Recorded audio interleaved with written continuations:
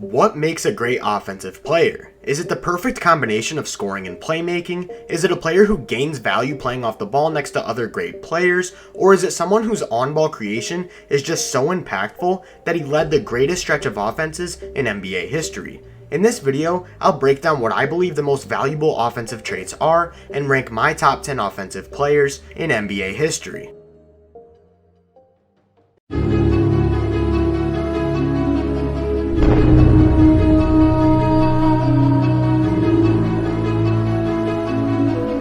Similar to my top 10 defenders video from a few months ago, these rankings are built on how much championship equity a player provides on a specific end of the floor relative to their era. To determine a range for how impactful a player is on the offensive end, it's important to know which traits are holding the most value. Scoring is the first trait, which can be broken up into many different categories. Things like finishing and shooting always hold the same value, next to any player and in any system, but things like isolation scoring do lose value next to other ball-dominant players, bringing up the topic of scalability. Scalability is the idea that certain players lose value next to other strong on-ball players while others gain value. Scalable traits include passing, off-ball movement, floor spacing, and offensive rebounding, skills that will always maintain their impact no matter the situation.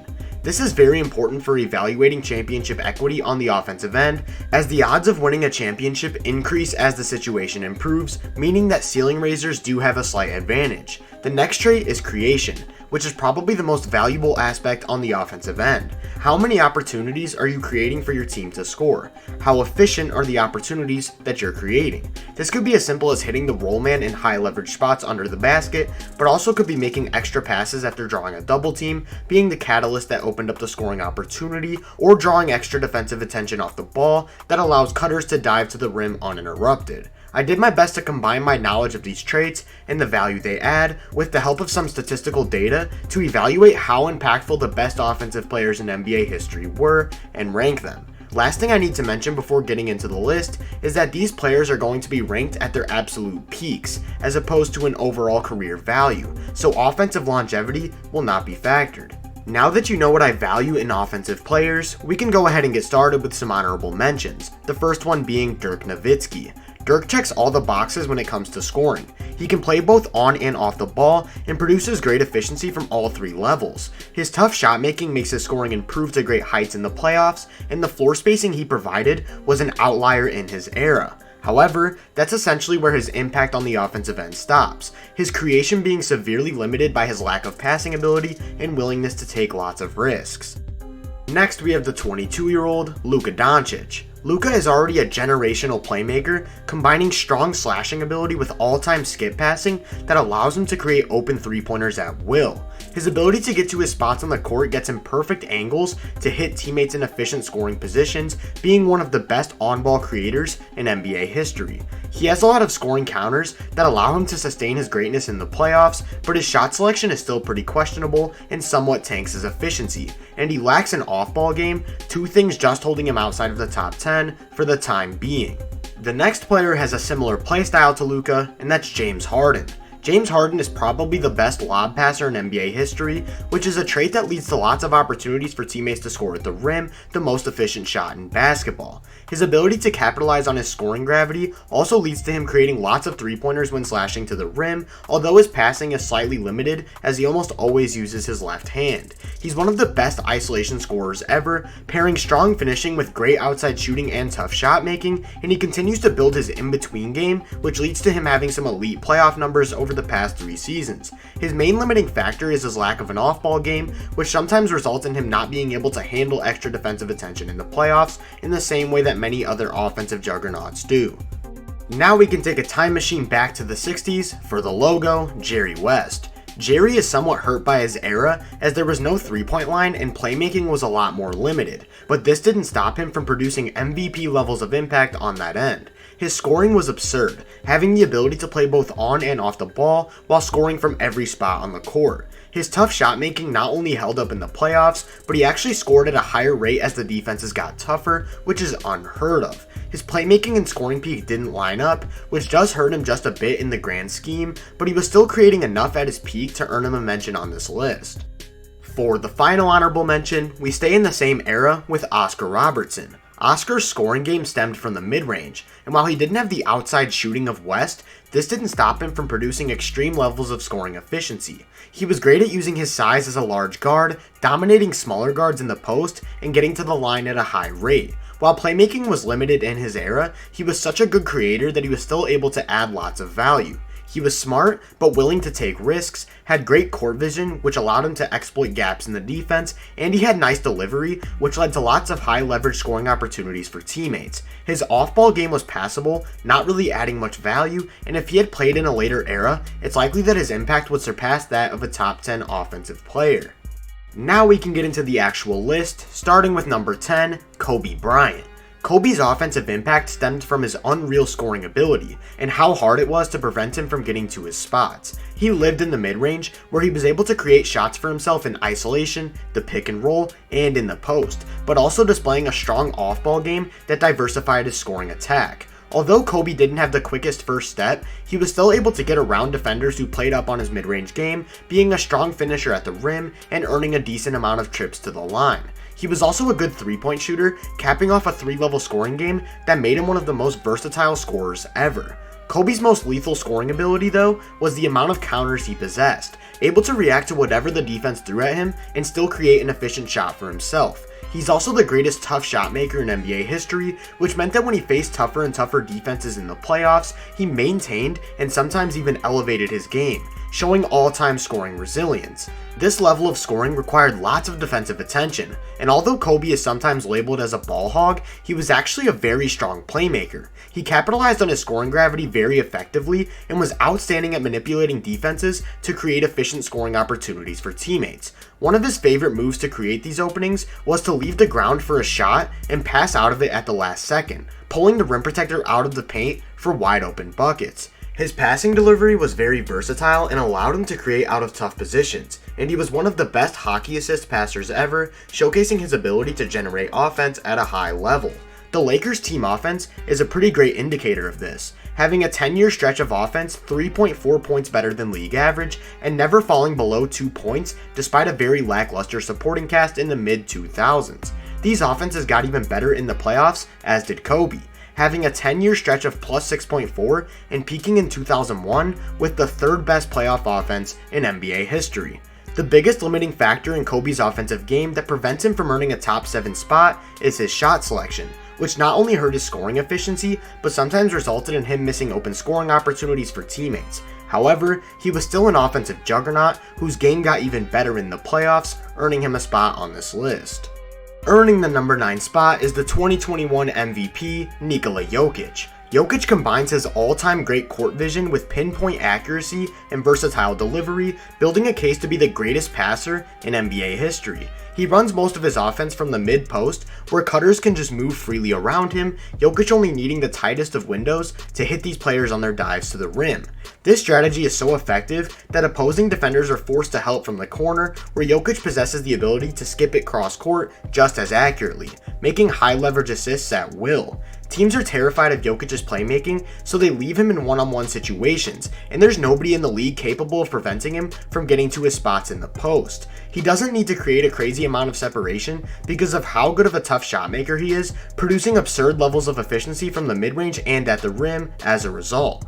This tough shot making carries into the playoffs, where he's already proven to be extremely resilient. What takes Jokic to another level offensively is that on top of his strong on-ball creation and isolation scoring, he possesses all of the scalable traits, able to provide all-time offensive impact in any situation next to any collection of players. He's a great off-ball mover, especially as a pick-and-pop big, where he adds lots of value as a floor spacer at the 5, and he's a strong offensive rebounder, rounding out one of the most scalable offensive games in NBA history.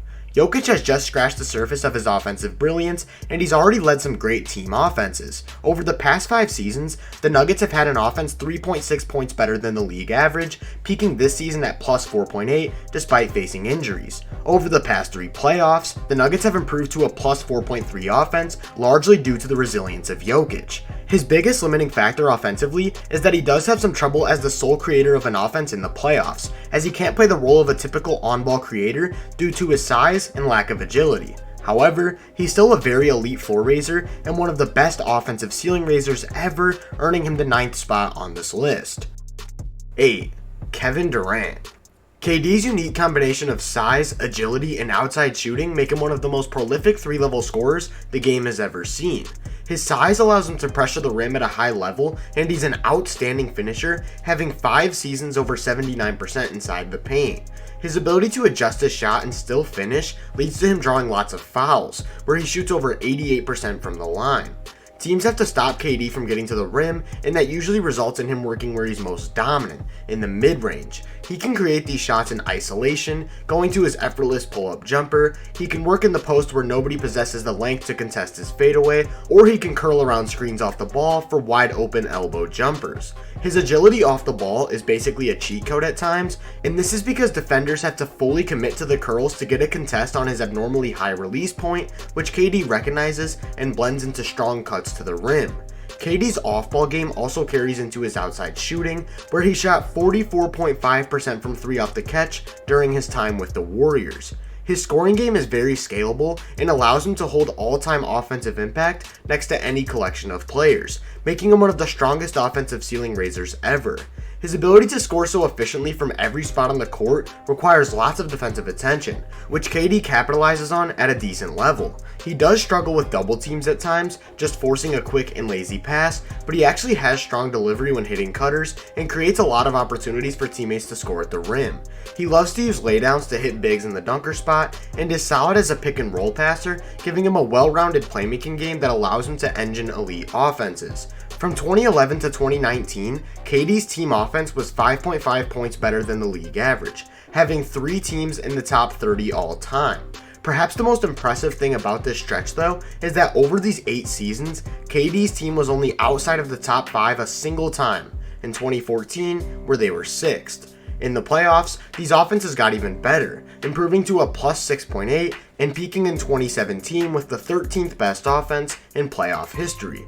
KD does have some playmaking limitations, which hold him back as a floor raiser, but his ability to score the ball in so many ways and fit seamlessly next to anyone in the league makes him a huge value add to any team with championship aspirations, earning him the 8th spot on this list.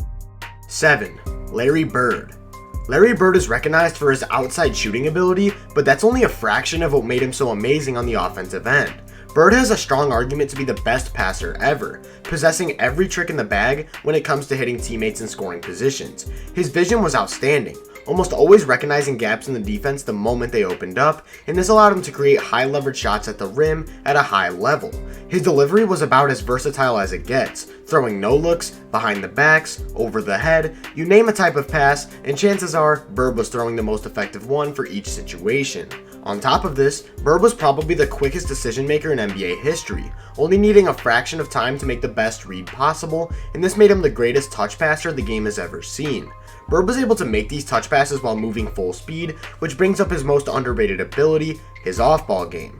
Bird was an amazing off-ball mover, and teams were so terrified of his catch-and-shoot game that he capitalized on his scoring threat to create opportunities for teammates. He was a pretty rare archetype in the sense that he would run around screens like an all-time off-ball scorer, but end lots of plays as the playmaker, making him the most scalable offensive player in NBA history and giving him a very well-balanced offensive attack that allowed him to engine elite offenses. From 1980 to 1988, Bird's teams had an offense 4.2 points better than league average, peaking in 1988 with the 12th best offense in NBA history.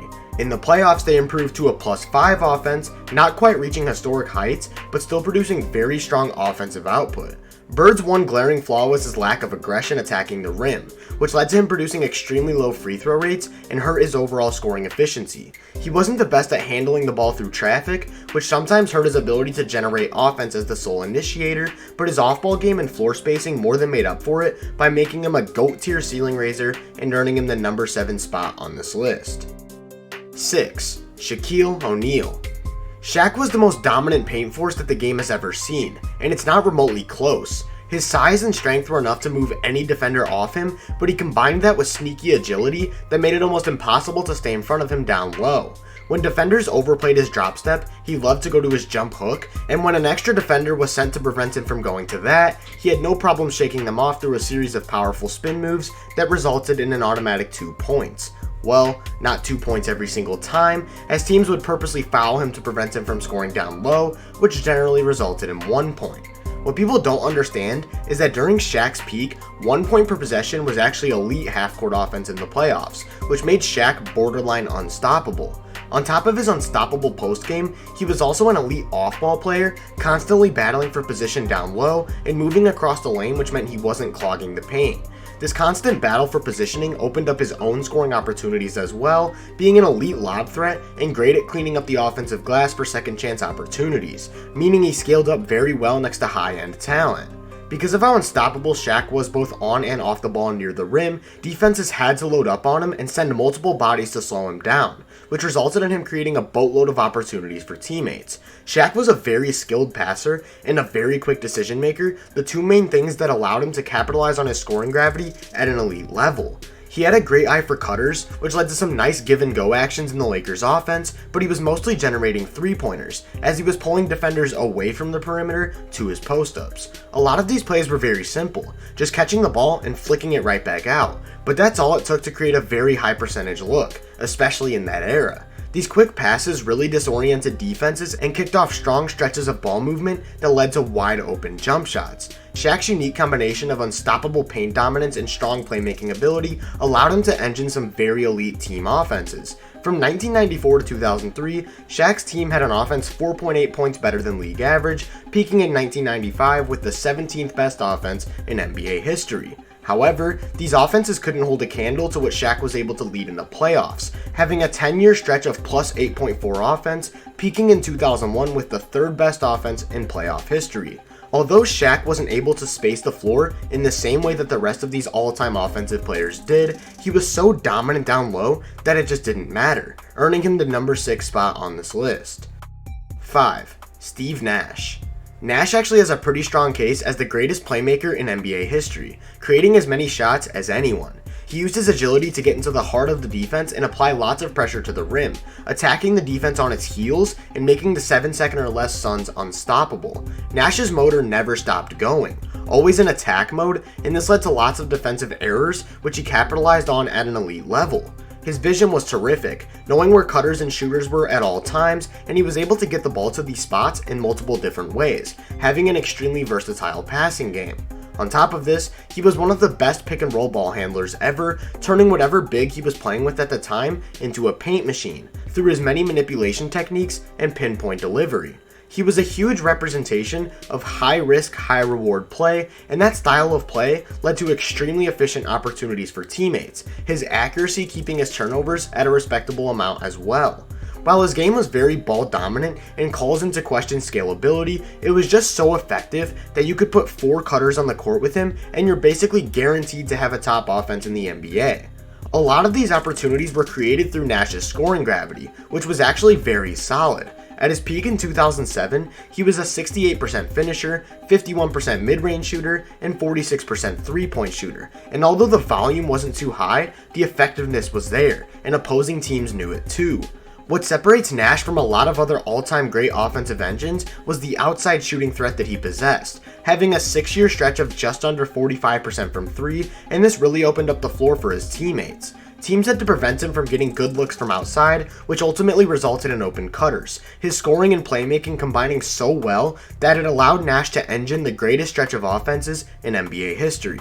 From 2002 to 2010, a 9-year stretch, Nash led an offense 7.1 points better than league average. But what's even more insane is the heights that these offenses reached. Nash led the number 1, number 2, number 5, number 6, number 9, and number 16 offenses in NBA history. If we look at just Phoenix, it becomes increasingly clear when Nash arrived, earning the NBA MVP for his offensive brilliance in the 2005 season.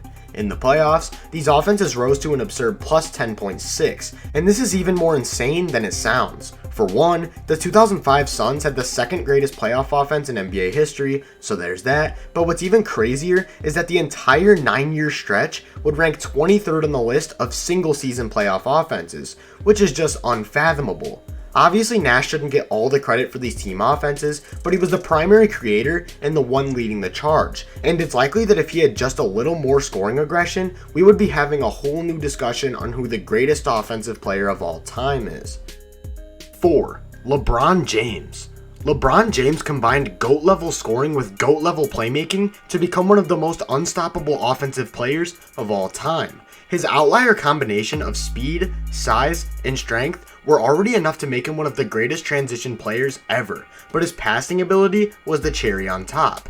If a defender didn't commit to LeBron pushing the ball in transition, it was a free 2 points. If a defender did commit to LeBron, good luck recovering once he fires a fastball to a wide open teammate. Of course, LeBron had the ability to just burn every defender himself in transition as well, if needed, being the definition of a one-man fast break. In the half court, LeBron still required lots of defensive attention. Teams had to react to his drives because there was nobody capable of slowing him down while still deterring his shots one-on-one, and his court vision allowed him to capitalize on these opportunities and set up teammates. He loved to utilize the no-look pass to freeze defenders, often throwing these behind the back or with one hand, looking to manipulate the defense at all times. The velocity that he was able to throw these passes at helped make him the greatest skip passer in NBA history, able to hit any shooter in any spot at any time, which made it a lot harder to cover the weak side while the ball was in his hands. He was more than comfortable taking risks to create higher leverage opportunities, and this allowed him to hit cutters at a rate only matched by few in NBA history, able to make these passes through very tight holes in the defense while rarely missing the chance. On top of this, he was one of the best pick and roll ball handlers ever, playing a patient yet aggressive two-man game that threw lots of defenders off once he chose his spot to attack. While LeBron almost always had the ball in his hands, he's proven time and time again just how well LeBron ball works, especially in the playoffs, making him the greatest offensive floor raiser in NBA history. From 2009 to 2018, LeBron led teams with an offense 4.4 points better than league average, and you'll notice that even in the years with major changes and regressions to his supporting cast, they remained elite.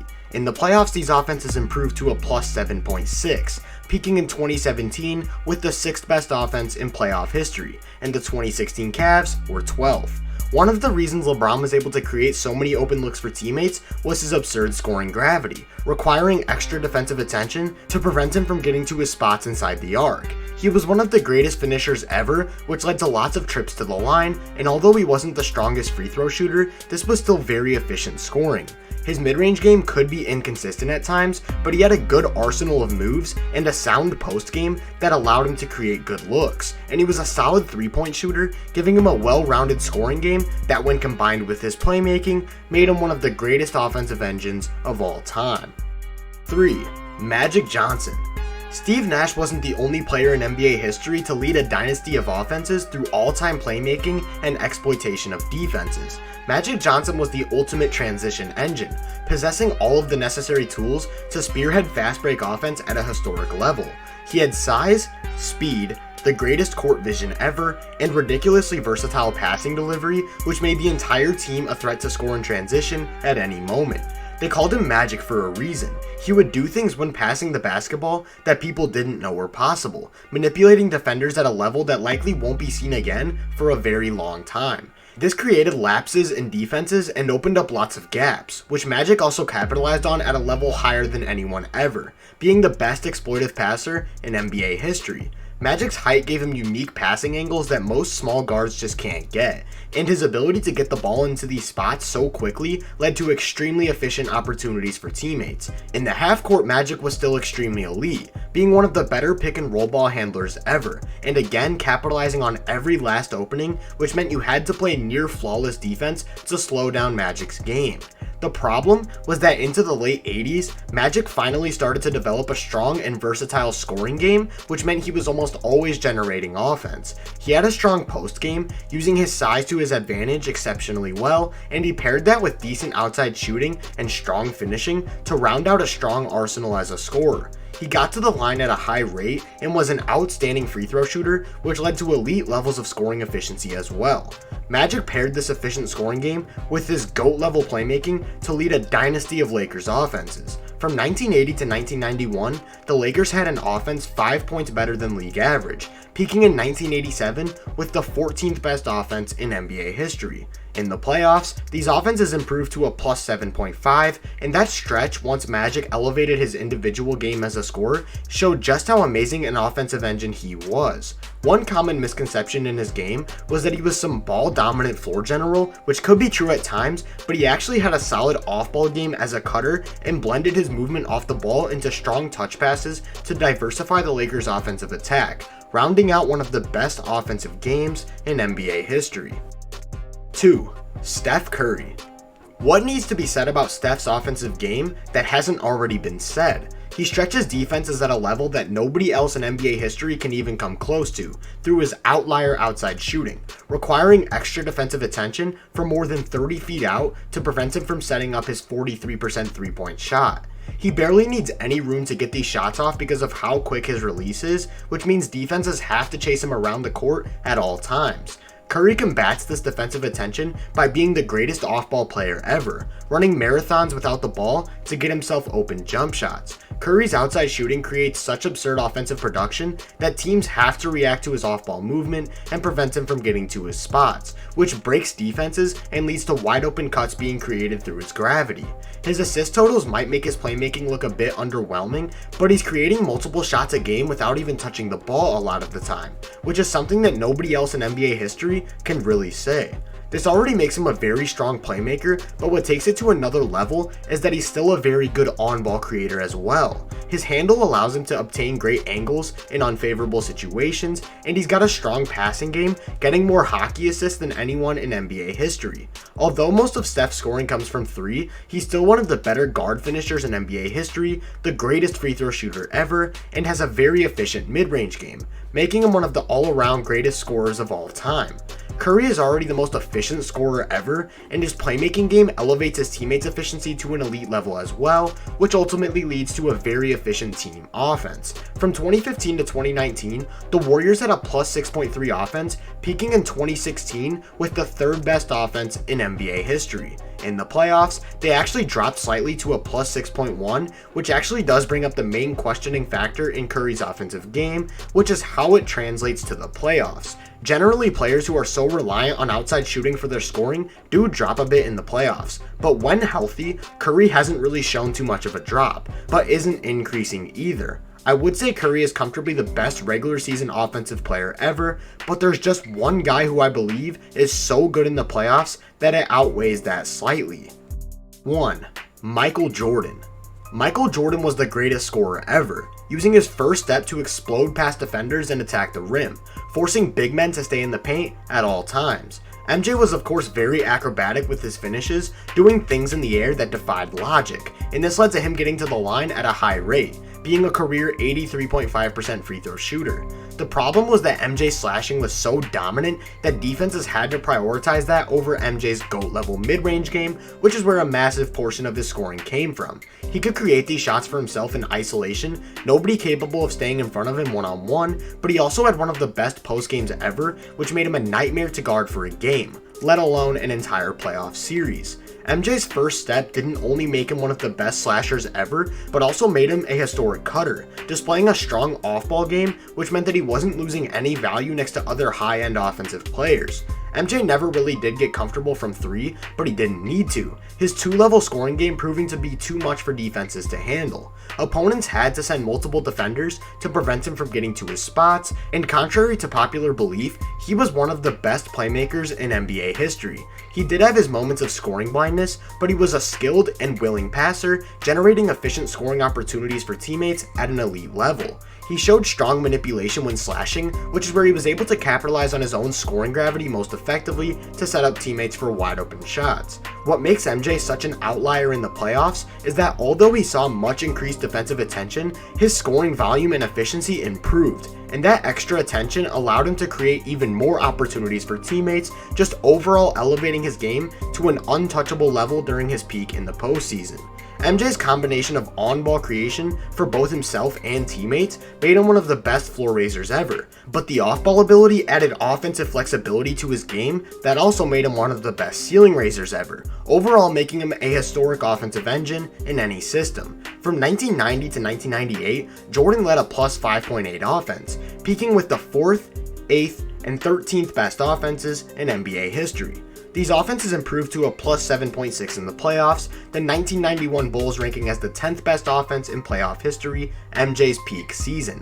When it comes to building the perfect offensive player, the closest you can possibly get to that is Michael Jordan, earning him the #1 spot on this list. Of course, there's some flexibility with this list, and no player is locked into a certain position, but this is how I would rank the top 10 offensive players in NBA history down to an exact position. Feel free to let me know down in the comments what changes you would make to my list and what your offensive rankings would look like. If you enjoyed this video, make sure to drop a like, subscribe, and turn my post notifications on to be first on more content like this. Also make sure to follow me on Twitter, Instagram, and Twitch, and subscribe to my second YouTube channel to keep up with my other content. You can find those links in the description. If you want to join my Discord or become a YouTube member, those links will be in the description as well.